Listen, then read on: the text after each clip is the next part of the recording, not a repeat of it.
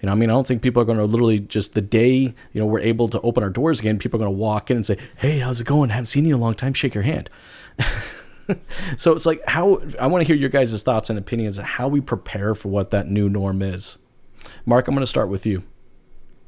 Well, we're going to have to adapt on wherever this is going to take us. And I think sometimes bringing the vehicles to people is a new idea, or even having a vehicle parked at a business to showcase it, to draw up some business to present that vehicle to them. Because you are correct, the doors are going to open, but people are not going to come through.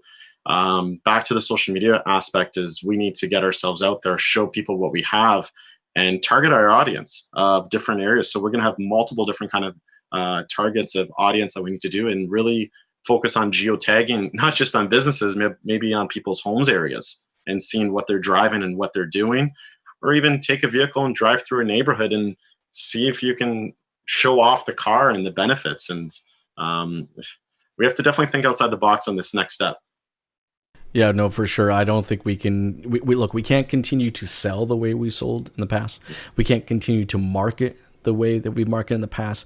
And I definitely don't think that we can train the way that we've trained in the past. I mean, I think a lot of that's going to change. Marco, what are your thoughts on that?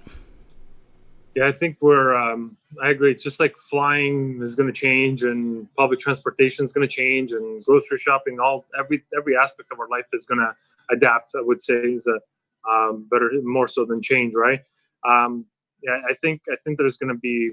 It's going to be interesting. I mean, from a dealership perspective, I feel for the dealer principals, the owners that made the investment of building these, 20, 30, 40, $50 million dealerships, because now you have these buildings, and if what we're talking about is true, and we're going to be going that direction where it's going to be remote, these massive buildings are not, they're not going to be as useful, and we're not going to operate with them at 100% like they're meant to be used, right?